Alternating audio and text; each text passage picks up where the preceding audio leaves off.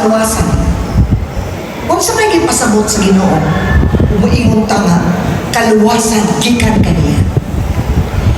Kita, nangataw ta, aning kalutana, nga daghan ta problema. Problema sa kinabuhi, problema sa tumbana, problema sa itong asawa, problema sa atong pamilya, problema sa tanan na aspeto sa atong kinabuhi.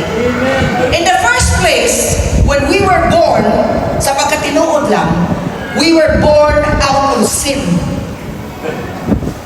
Sa umpisa pa lang, we were already born out of sin. So, we are all sinners in this world. Usahay makalimot ta sa Ginoo. Pero ang Ginoo dili gyud makalimot ka na. Bisan tag-unsa pa mga sala ang atong nabuhat sa atong kinabuhi. Makapatay ka, makapangawak ka, makapamakak ka, bisan unsa pa. Bisan unsa pa nga sa kaya na nga pasayloon sa Ginoo. O mangayo ka o pasaylo sa tanan nimong mga sala. Pero o mangayo na kang pasaylo sa Ginoo tungod kay naa kay kinahanglan sa Ginoo, lahi na ng istoryahan. Pero mangayo kang pasaylo sa Ginoo tungod kay imog yung kasing-kinasing-kasing nga mangayo kang pasaylo sa Ginoo. Ang Ginoo nagtanaw sa itong mga kasing-kasing. Wala siya magtanaw kung siya itong kahintang. Wala ta magtanaw, gwapo ba ta, o gwapa ba ta, dato ba ta, o pobre ba ta. Wala magtanaw ang Ginoo na. Ang gitanaw sa Ginoo ang imong kasing-kasing. Na ang topic na ko about kaluwasan. Because nagtuo ko nga ang mag-attend din itanan puro mga born-again Christians. Kung sa may pasabot anang born-again Christian, muingon sila, kili ko nga naman ako sa nang born again? Nga naman born again man, nagtao naman ko. Pasabtong tamo kung sa'y pasabot anang born again. Ang born again, dili reliyon. Ang born again, relasyon diha sa Ginoo. Ang pasabot anang born again, muingon gani ka nga born again, pasabot ana nga kinahanglan ka maluwas diha sa Ginoo. Maunang ma-born again ka. Ug maluwas na ka diha sa Ginoo. Pasabot ana nga gilimpyuhan ka na sa Ginoo sa imong mga sala. Limpyo ka na. You are as white as snow. Ipasaylo ka na sa Ginoo. Gipurify ka na niya. Kikuha na sa Ginoo ang tanan nimong mga kalisdanan, ang tanan ng mga problema sa imong kinabuhi. Kikuha na ang tanang imong sala na imong dala-dala for so many years. Gipurify ka na sa Ginoo. Mauna nga you have become born again. Bag-o ka, nagisilang, because limpyo ka naman. That is what it means, born again.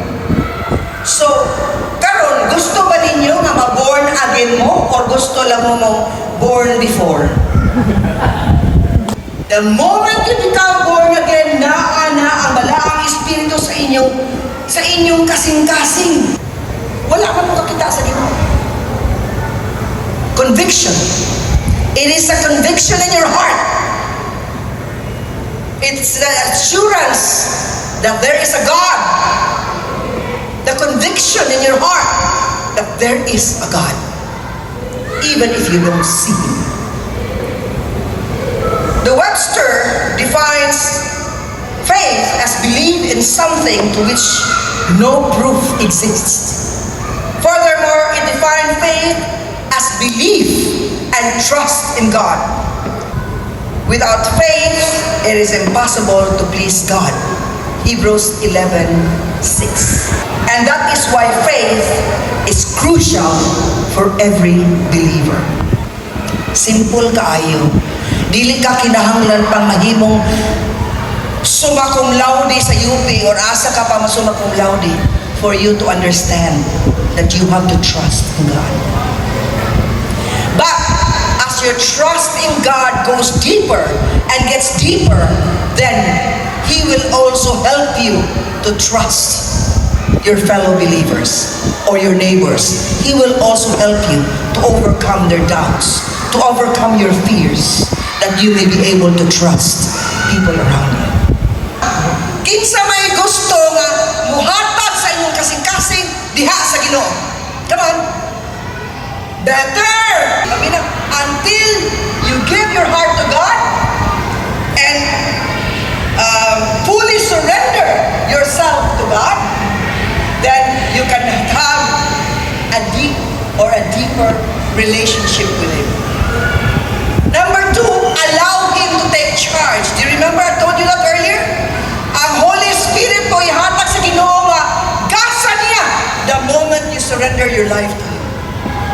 And that is when you will allow Him to take charge of your life. Sa tanan nga mga desisyon or mga plano sa akong kinabuhi, mukonsulta usab ko sa Ginoo. Og Lord, og mupalit ko ani Lord, mao ba ni imong will, Lord? Og mo decide kung mo niya kung muhatag, Lord. Mao ba ni imong will, Lord? Tagai ko og sign, Lord. Tagai ko, Lord, og giya. Og confirmation. Og mao ba ni ang imong will para kanako, Lord? Og imong i-allow ang Ginoo nga mo take charge sa imong kinabuhi. Dili ka na magsalig sa imong kaugalingon. Magsalig ka na diha sa Ginoo. Number 3, spend time in the Word of God. Basa sa Biblia. Schedule time to read His Word on a daily basis. And mark it in your calendar as it becomes part of your daily routine. Kada adlaw, basa ka sa Biblia. Na may dagang kayo mga video diha sa cellphone. Pwede mo maminaw, pwede mo mabasa. Take time to memorize the Scripture. Number 4. Memorize ninyo mga Scripture because you can use the Word of God for any situation in your life. Number 5, pray, pray, pray, and pray. Continue to pursue and deepen your relationship with Christ and make it a meaningful one. Amen? So let's give the Lord a big hand. Come on.